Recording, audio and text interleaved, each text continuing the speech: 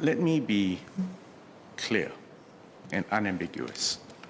What Hamas did on the 7th of October was an act of terrorism. And it involved indiscriminate killing and extreme brutality. It was not a military operation targeted at military targets. And such acts cannot be justified by any rationale, any historical grievance, any religious belief, any context. Israel has responded by launching an intensive aerial bombardment of Gaza. It imposed a blockade on the delivery of food, water, and fuel supplies.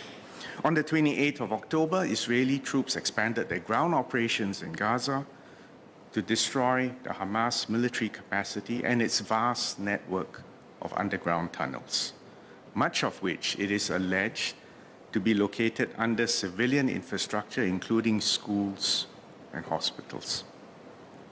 Israel's intensive bombardment and the blockade has caused a massive humanitarian crisis in Gaza.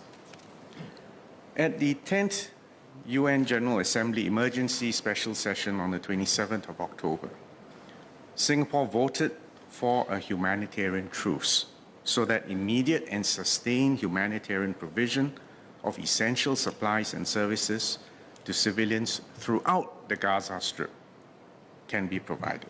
Singapore must always take a zero-tolerance approach towards terrorism. We have to be categorical in rejecting terrorism, whoever, whenever, wherever it is perpetrated. International law dictates that all states have a legitimate and inherent right to defend themselves. This is enshrined in Article 51 of the UN Charter. I don't think I need to remind this House that this is a very important principle for Singapore.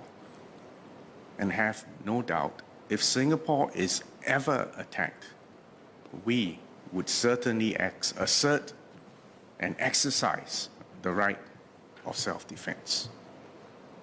All countries must ensure that if military action is taken in exercising this right of self-defense, they must abide by the principles of necessity and proportionality. And they must also comply with the laws of war, including the principle of distinction and humanity enshrined in the Geneva Conventions.